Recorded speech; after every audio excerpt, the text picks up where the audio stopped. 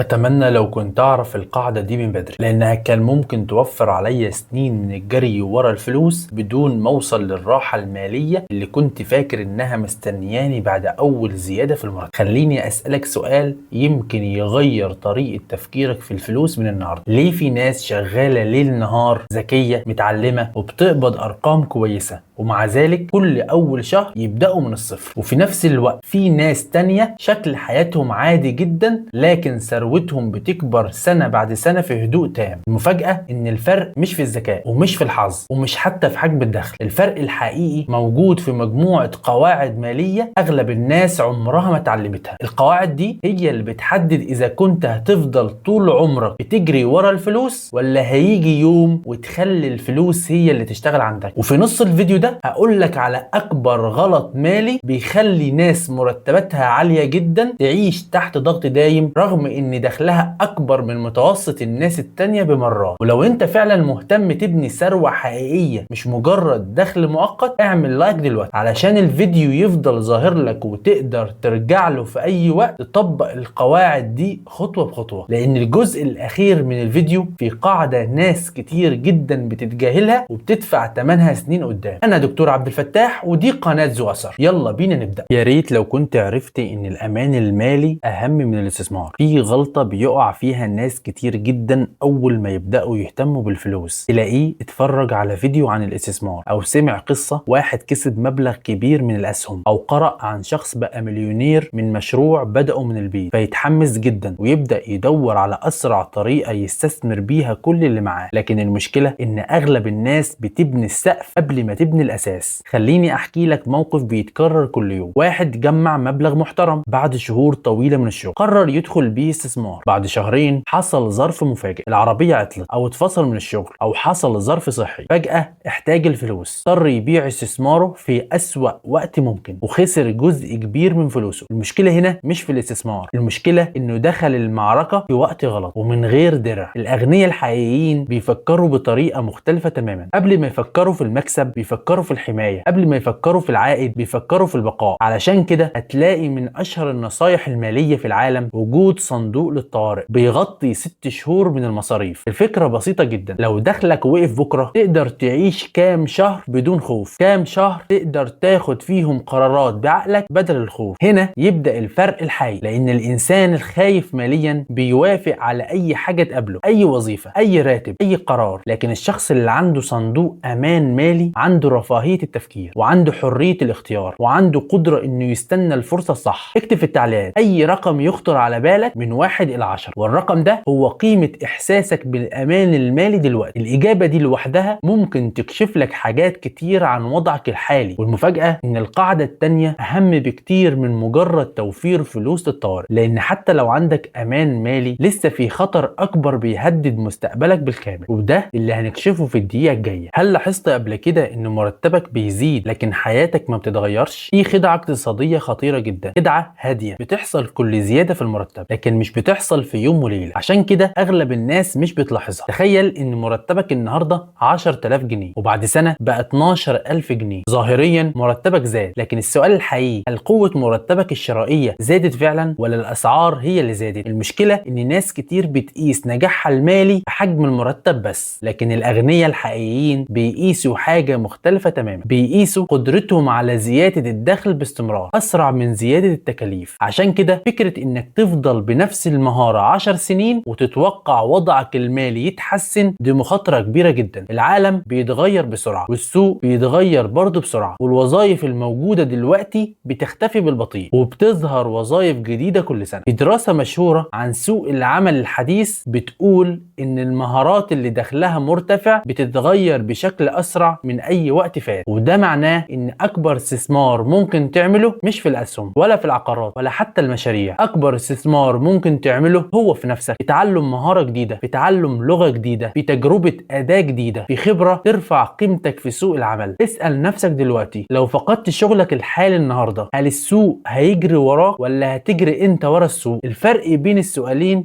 هو الفرق بين شخص مطلوب وشخص قابل للاستبدال. ولو لسه متابع معايا لحد هنا اكتب في التعليقات كلمة نمو عشان اعرف مين فعلا بدأ يفكر في زيادة قيمته في السوق، مش زيادة مرتبه بس. لكن حتى زيادة الدخل مش كفاية، لان في فخ بياكل كل الزيادات دي كلها، والفخ ده اسقط ناس كتير جواه، وده اللي هنتكلم عنه بالتفصيل في المشهد الجاي. الحقيقة دي كلفتني سنين عشان اتعلمها. مش كل جنيه بتكسبه بيقربك من الثراء. خليني اقول لك حقيقة يمكن تكون عكس كل اللي اتعلمناه. اغلب الناس فاكرة ان المشكلة الاساسية انها مش بتقبض كفاية، لكن بعد سنين من متابعة قصص ناس ناجحة ماليا اكتشفت ان في ناس دخلها عالي جدا ومع ذلك مديونة. المشكلة مش في اللي بيدخل جيبك، المشكلة في اللي بيفضل فيه. في اتنين بيقبضوا نفس المرتب، الاتنين شغالين في نفس الشركة، الاتنين عندهم نفس الظروف تقريبا. بعد 10 سنين واحد فيهم عنده استثمارات وصندوق للطوارئ ومصدر دخل اضافي، والتاني مستني المرتب اخر كل شهر بنفس القلق اللي كان عايشه من 10 سنين. ايه اللي حصل؟ هل حد فيهم لقى كنز؟ هل حد فيهم ورث ملايين؟ الفرق كان في قرار صغير بيتكرر كل شهر. اول واحد كان بيعتبر الادخار فاتورة لازم يدفعها لنفسه، اما التاني كان بيعتبر الادخار حاجة جانبية، ان لو فضل حاجة من المرتب اخر الشهر هيبدأ يدخره. والمشكلة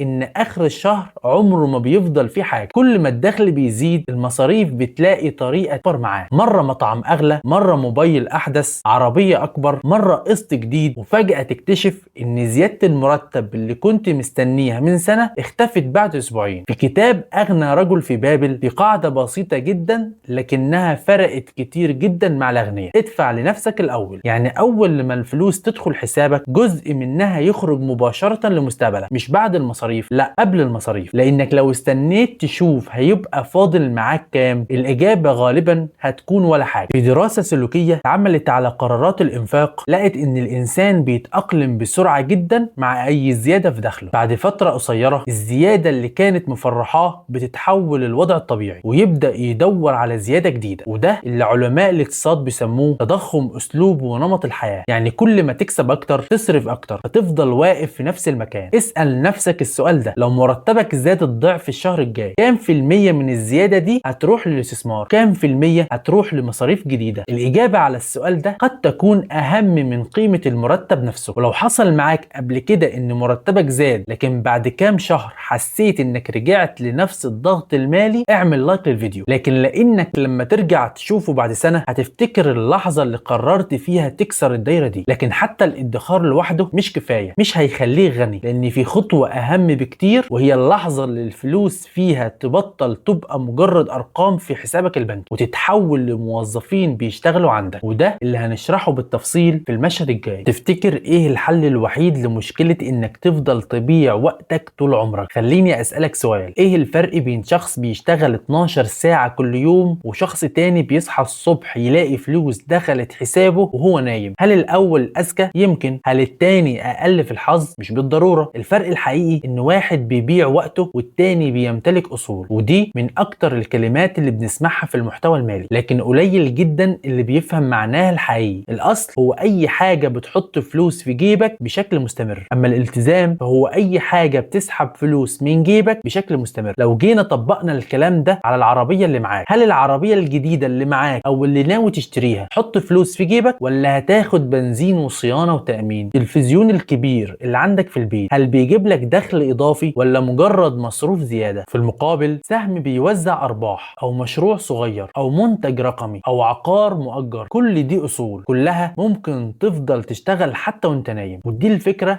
اللي غيرت حياة ناس كتير، إنهم بطلوا يسألوا إيه اللي أشتريه وبدأوا يسألوا إيه اللي ممكن أخليه يشتغل لوحده ويجيب لي فلوس بدون تعب. تخيل معايا إن كل جنيه معاك عبارة عن عامل موظف، أنت المدير. يا إما تسيبه قاعد بدون شغل يا إما تشغله في حاجة ترجع لك بجنيه زيادة. الأثرياء بيفكروا بالطريقة دي، كل جنيه لازم يكون له وظيفة، كل مبلغ لازم يكون له هدف، كل أصل جديد هو موظف جديد اتعين في شركتك. يمكن في البداية هيكون موظف واحد، لكن بعد سنة يبقوا 2، بعد 5 سنين يبقى 10 موظفين، بعد 10 سنين تكتشف إن عندك فريق كامل بيشتغل لحسابك. وده سر الفايدة المركبة، مش مجرد أرباح لكن أرباح بتولد أرباح. وده السبب اللي خلى المستثمر الأمريكي وارن بافيت يقول إن الوقت هو أفضل صديق للاستثمار. لو وصلت لحد هنا اكتب في التعليقات كلمة أصل عشان أعرف إنك بدأت تبص للفلوس بطريقة مختلفة. لكن امتلاك الأصول محتاج عقلية معينة، والعقلية دي بتبدأ من قرار مهم جدا: هل هدفك في الحياة مرتب أكبر ولا ملكية أصول أكبر؟ وده اللي هنتكلم عنه بالتفصيل في المشهد الجاي. كفاية تضييع وقتك في انتظار المرتب كل شهر، لأن الملكية هي اللي بتصنع الثروة. في سؤال لازم تسأله لنفسك حتى لو كنت بتحب شغلك جدا: لو بطلت تشتغل شهر واحد هل دخلك هيستمر؟ ولو الإجابة لأ، يبقى لازم تعرف إنك لسه بتبيع وقتك مقابل الفلوس مهما كان مرتبك كبير. ودي مش إهانة، لأن أغلب الناس كده، لكن المشكلة إن ناس كتير بتفكر إن الحل هو مرتب أكبر، لكن الحقيقة إن المرتب مهما كبر ليه سقف معين. أما الملكية فسقفها مرتبط بقيمة الحاجة اللي أنت بتمتلك جزء منها. خليني أوضح لك الفرق بقصة بسيطة. 2 صحاب اتخرجوا من نفس الكلية، الأول قال أنا هدور على شغل يديني أعلى مرتب، والتاني قال أنا هدور على مكان أتعلم فيه وأقدر في المستقبل أمتلك جزء من القيمة اللي هتتبني. بعد 10 سنين الأول بقى مدير مرتبه كبير، لكن كل أول شهر بيبدأ العداد من جديد. أما التاني بدأ موظف عادي، بعدها بقى شريك صغير، بعدها امتلك نسبة في مشروع، وبعدها بقى عنده مشروع جانبي، وبعدها اشترى أصل بيدخله دخل ثابت. الفرق بينهم مش إن واحد يشتغل أكتر، الفرق إن واحد كان بيبيع ساعات والتاني كان بيبني ملكية. ودي نقطة مهمة جدا، لأن في ناس أول ما تسمع كلمة ملكية تفتكر إنها لازم تمتلك شركة بملايين، وده مش صحيح. الملكية ممكن تبدأ بحاجة بسيطة، ممكن تمتلك كتاب إلكتروني بتبيعه، أو كورس، أو متجر إلكتروني، أو سهم في شركة، أو حتى نسبة صغيرة في مشروع. المهم إن يبقى عندك شيء قيمته بتزيد حتى وأنت مش شغال. في كتاب الأب الغني والأب الفقير الفكرة الأساسية كلها كانت مبنية على الفرق بين العمل من أجل المال وجعل المال يعمل من أجلك. ودي مش جملة تحفيزية، دي طريقة تفكير. كل مرة يدخل في حسابك مبلغ فلوس اسأل نفسك إزاي أحول جزء من المبلغ ده لملكية، بدل ما تسأل هشتري بيه إيه. تخيل إن كل أصل صغير بتشتريه بيشتغل موظف عندك، ومع الوقت عدد الموظفين بيزيد، وفي يوم هتكتشف إن دخلك ما بقاش معتمد على مجهودك لوحده. وده اللي بنسميه الحرية المالية. مش إنك تبطل شغل، لكن إنك تبطل تخاف من توقف الشغل. لو الفكرة دي غيرت طريقة تفكيرك ولو بنسبة بسيطة، اكتب في التعليقات كلمة ملكية. يمكن الكلمة دي تبقى بداية تغيير حقيقي في طريقة إدارتك للفلوس. لكن حتى لو بدأت تمتلك أصول، لسه في عادة صغيرة ممكن تضيع عليك مئات الآلاف على مدار حياتك كلها. عادة الناس بتعملها وهي فاكرة إنها طبيعية، وده اللي هنكشفه في المشهد الجاي. لو حسيت إن الفلوس بتختفي بسرعة فأنت لازم تركز معايا. خليني أقول لك سر بسيط: الأغنياء مش بيكسبوا بس كويس، الأغنياء كمان بيعرفوا يشتروا كويس. في ناس ممكن تقعد أسبوع كامل عشان توفر 100 جنيه في السوبر ماركت، لكن أول ما تيجي تشتري عربية أو جهاز كهربائي أو حتى تفاوض على مرتبها تتكسف تسأل هل في خصم؟ هل ده أفضل سعر؟ طب ليه؟ احنا للأسف اتربينا إن التفاوض نوع من الإحراج، مع إن الحقيقة العكس تماما. كل جنيه وفرته هو جنيه كسبته، لأن الجنيه اللي وفرته مش محتاج تدفع عليه ضرايب ولا تشتغل ساعات إضافية علشان تجيبه. خليني أديك مثال: تخيل إنك قدرت تفاوض في شراء عربية ووصلت للخصم 50,000 جنيه. كام ساعة كنت هتحتاج تشتغل علشان تكسب المبلغ ده؟ يمكن شهور، يمكن سنة. ومع ذلك كلمة واحدة أثناء عملية التفاوض وفرت لك كل ده. الأمر مش مقتصر على المشتريات، التفاوض موجود في كل حاجة: في المرتب، في الإيجار، في العقود، في الخدمات، حتى في المشاريع. في دراسة منشورة في مجال التفاوض بتوضح إن نسبة كبيرة من الناس أصلا ما بتطلبش تحسين العرض الأول، رغم إن الطرف الثاني بيكون متوقع التفاوض. يعني أحيانا أنت بتسيب فلوس على الترابيزة بنفسك. لكن خد بالك، التفاوض الذكي مش معناه البخل ولا إنك تضغط على الناس ولا إنك تشتري الأرخص دايما. معناه إنك تعرف قيمة فلوسك وتعرف إن كل قرار شراء هو قرار استثماري. اسأل نفسك السؤال ده: آخر مرة اشتريت حاجة كبيرة هل سألت عن أفضل عرض ولا دفعت أول رقم سمعته؟ لو إجابتك إنك دفعت بدون تفاوض ما تقلقش، أغلب الناس كده. لكن من النهاردة ابدأ تتعامل مع كل عملية شراء على إنها مفاوضة مش معركة. ولو لسه مكمل معايا اكتب كلمة هفاوض في التعليقات. يمكن الكلمة دي تكون بداية عادة توفر عليك عشرات الآلاف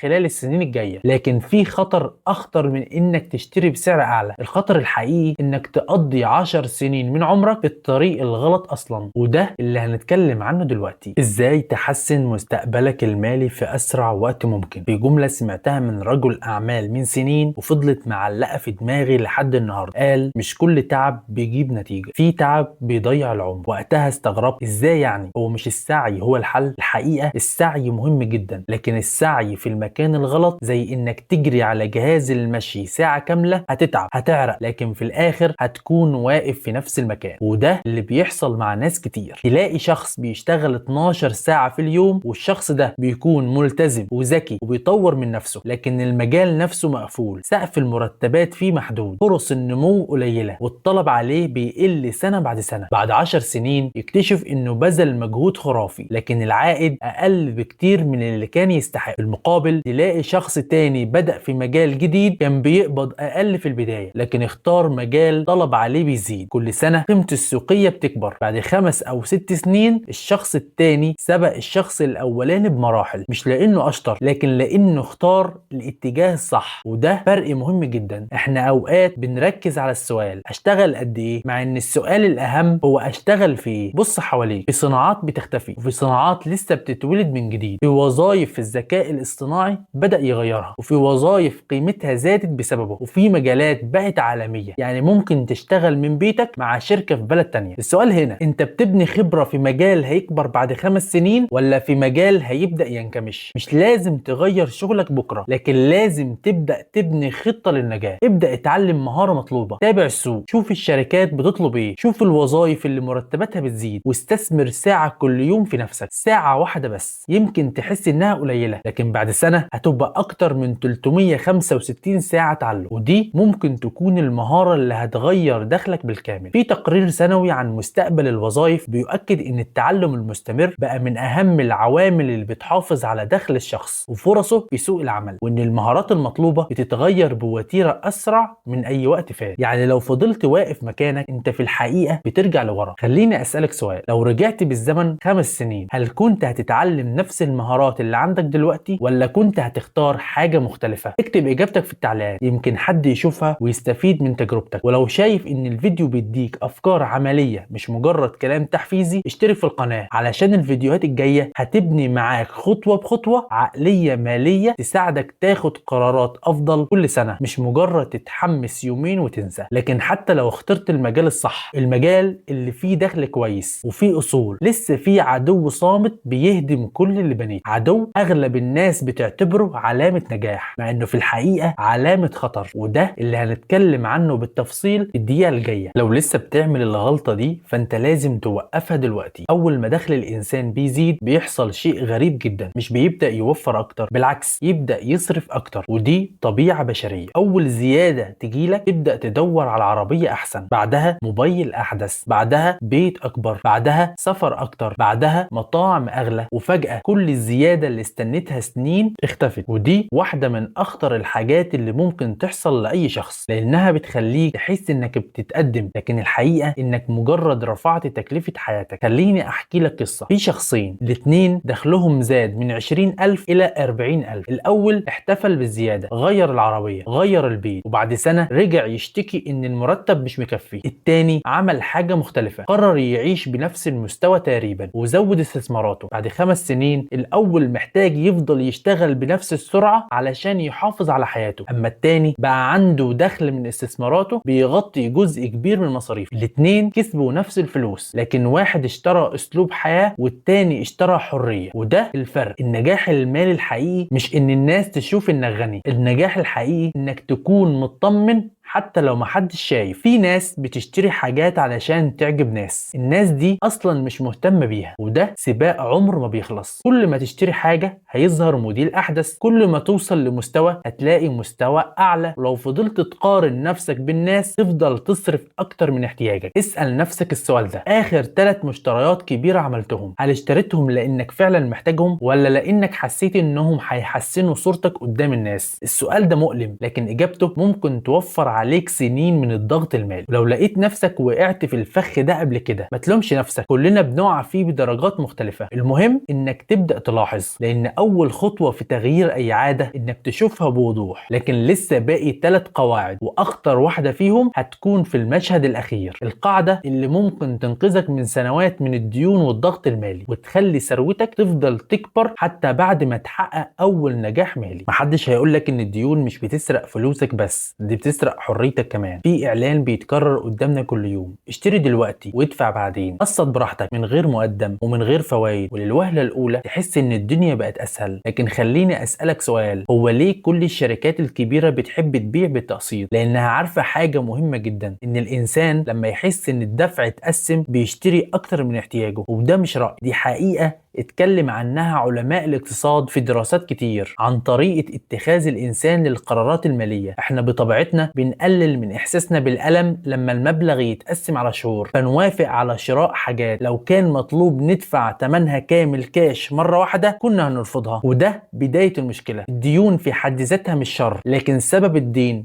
هو اللي بيحدد إذا كان هيساعدك ولا هيكسرك. في شخص استلف علشان يشتري مكنة لمشروعه، المكنة دي زودت إنتاجه وزودت دخله وسددت نفسها بنفسها، وده دين إنتاجي. وفي شخص تاني استلف علشان يغير عربيته، بعد سنة العربية سعرها قل لكن القسط لسه موجود والفوائد لسه موجودة والضغط النفسي لسه موجود، وده دين استهلاكي. الاتنين استلفوا، لكن واحد اشترى قسط والتاني اشترى عبء، ودي نقطة لازم تفرق بينهم. كل مرة تستلف فيها اسأل نفسك سؤال واحد: القرض ده هيجيب لي فلوس ولا هيجيب لي فاتورة جديدة؟ لو هيجيب لك دخل يبقى القرار يستحق الدراسة، اما لو هيجيب لك شكل احسن قدام الناس فكر مرتين قبل القرار. خليني احكي لك عن شخص افتراضي. محمد اول ما مرتبه زاد اشترى عربية اعلى من امكانياته، القسط كبير، تأمين كبير، الصيانة اغلى، البنزين اكتر. بعد سنتين بقى يشتغل ساعات اضافية مش علشان يحقق احلامه، علشان يدفع اقساط احلامه القديمة. تخيل الفرق، الحاجة اللي اشتراها علشان تريحه خلته يشتغل اكتر. وده اللي بيحصل مع ناس كتير جدا، بيفتكروا انهم امتلكوا الحاجة لكن الحقيقة الحاجة هي اللي امتلكتهم. كل قرار مالي ليه تكلفة مخفية، مش بس الفلوس لكن الحرية، حرية الاختيار. كل قسط جديد بيقلل عدد الخيارات اللي قدامك، يمكن يمنعك تسيب شغل مش مرتاح فيه، يمكن يمنعك تبدأ مشروع، يمكن يمنعك تسافر، يمكن يمنعك تاخد مخاطرة محسوبة تغير حياتك. عشان كده الأغنياء بيسألوا سؤال مختلف، مش هل أقدر أدفع القسط، لكن هل القرار ده هيزود حريتي ولا هيقللها؟ وده سؤال يستحق إنك تكتبه قدامك، لأن الحرية المالية قبل ما تكون أرقام في البنك هي عدد الخيارات اللي تقدر تاخدها من غير خوف. لو وصلت لحد هنا اكتب في التعليقات كلمة حرية علشان تفتكر إن الهدف من الفلوس في النهاية مش المظاهر، الهدف هو الحرية المالية. لكن لسه في قاعدة مهمة جدا، واعتقد ان اهم قاعدة في الفيديو كله، القاعدة اللي بسببها ناس بدأت بمبالغ بسيطة جدا وبعد 20 سنة بقت تمتلك ثروات ضخمة. اتمنى لو كنت اعرف القاعدة دي من اول مرتب اخد. تخيل ان عندك شجرة مانجا كل سنة بتديك مئات الثمار، لو كل مرة احتجت فلوس قطعت فرع من الشجرة، في البداية مش هتحس، لكن بعد سنين الشجرة نفسها هتضعف، يمكن تموت. وده بالظبط اللي بيحصل مع ناس كتير في الاستثمار. اول ما يجمع مبلغ يستثمره وبعدها يحقق ارباح، وبعدين يقول هسحب من رأس المال شوية، مرة علشان العربية، مرة علشان سفر، مرة علشان رفاهية، وبعد كام سنة يكتشف ان رأس المال نفسه اختفى. اما المستثمر الذكي بيفكر بطريقة مختلفة، هو بيعتبر رأس المال آلة، وكل الارباح اللي بتطلعها الآلة دي هي الانتاج. هل صاحب المصنع بيبيع المكن كل شهر علشان يصرف ولا يعيش من انتاج المكن ده؟ نفس الفكرة في عالم الاستثمار. في مبدأ مشهور جدا: حافظ على الاصل واصرف من العائد، لان الاصل هو اللي هيولد عائد جديد. ولو فضلت تحافظ على العائد كمان الفايدة المركبة هتبدأ تشتغل لصالحك. والفايدة المركبة دي من اعظم القوى المالية اللي اتكلم عنها كبار المستثمرين. في البداية نتائجها شكلها عادي، يمكن تحس انها بطيئة، لكن بعد 10 سنين او حتى بعد 20 سنة هتبدأ تشوف النمو الحقيقي. وده سبب ان ناس كتير بتستسلم بدري، لانهم بيحكموا على الاستثمار بعد سنة او 2، لكن الثروة الحقيقية بتتبني بالصبر. اسأل نفسك ايه القرار اللي ممكن تاخده النهاردة ويكون له اثر بعد 10 سنين؟ لو عرفت تجاوب على السؤال ده انت بدأت وبدأت تفكر بعقلية المستثمر مش بعقلية المستهلك. لغاية هنا اكتشفنا ان الثروة عمرها ما كانت نتيجة ضربة حظ ولا مرتب كبير ولا ورث. الثروة هي نتيجة عشرات القرارات الصغيرة اللي بتتكرر كل شهر. كل قرار بسيط اما يقربك من الحرية المالية او يقربك من الاعتماد الدايم على المرتب، والقرار في النهاية هيكون قرارك انت. هل لاحظت قبل كده ان معظم الناس بتقضي عمرها كله تبني دخل كبير لكن عمرها ما بنت نظام؟ خليني اسألك سؤال مختلف شوية. لو سافرت شهر كامل او اضطريت تبعد عن شغلك لأي سبب، ايه اللي هيستمر يشتغل؟ لو اجابتك ولا حاجة يبقى انت لسه بتعتمد على نفسك اكتر من اعتمادك على النظام اللي بنيته. وده واحد من اكبر الفروق بين الشخص اللي بيعيش مرتاح ماليا والشخص اللي طول عمره تحت ضغط مالي. الاول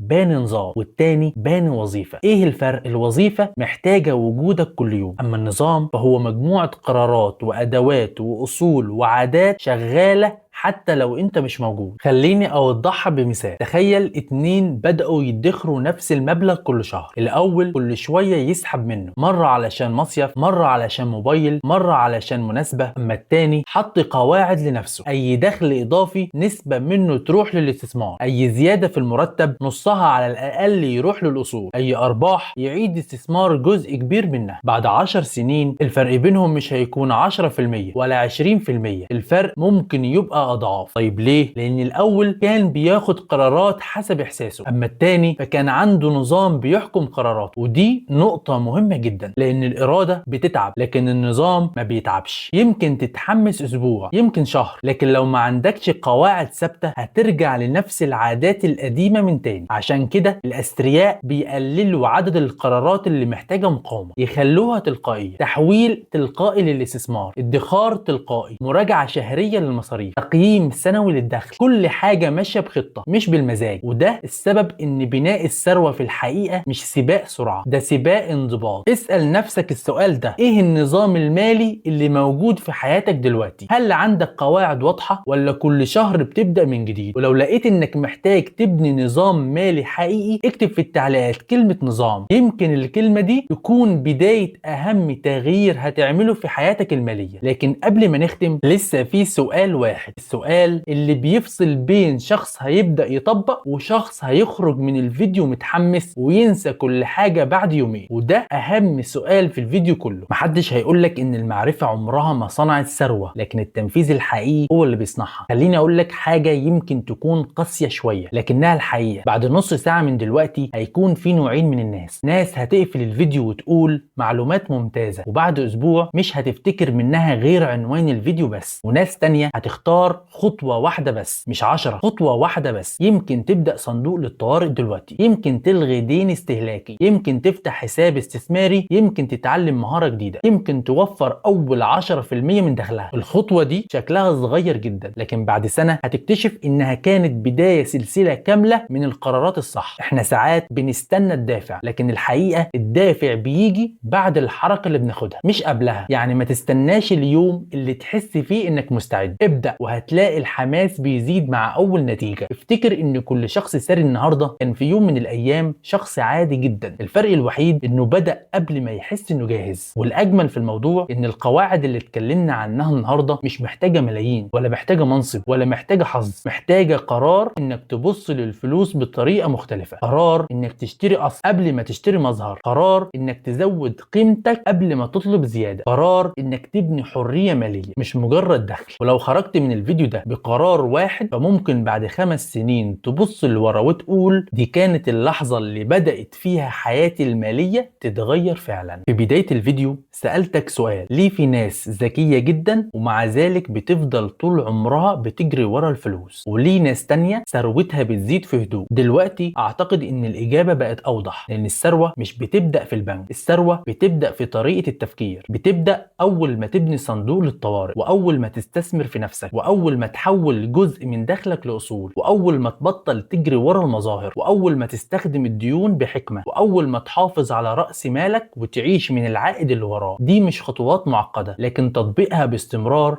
وبشكل متكرر هو اللي بيصنع الفرق الحقيقي. ولو في قاعدة واحدة حسيت انها غيرت طريقة تفكيرك فعلا اكتب في التعليقات رقم القاعدة دي، لان قراءة تجاربنا مع بعض هتفيد باقي المشاهدين ويمكن تخليك انت كمان تثبت القرار اللي هتبدأ تنفذه من النهارده. ولو بتحب النوع ده من المحتوى اللي بيعتمد على ابحاث وتجارب عمليه مش مجرد كلام تحفيزي، اشترك في القناه، لان الفيديوهات الجايه هتبني معاك نظام مالي متكامل خطوه بخطوه يخليك تاخد قرارات افضل في الشغل والادخار والاستثمار وبناء مصادر دخل بدل ما تعتمد على النصايح بس. واشوفكم في فيديو جديد باثر جديد.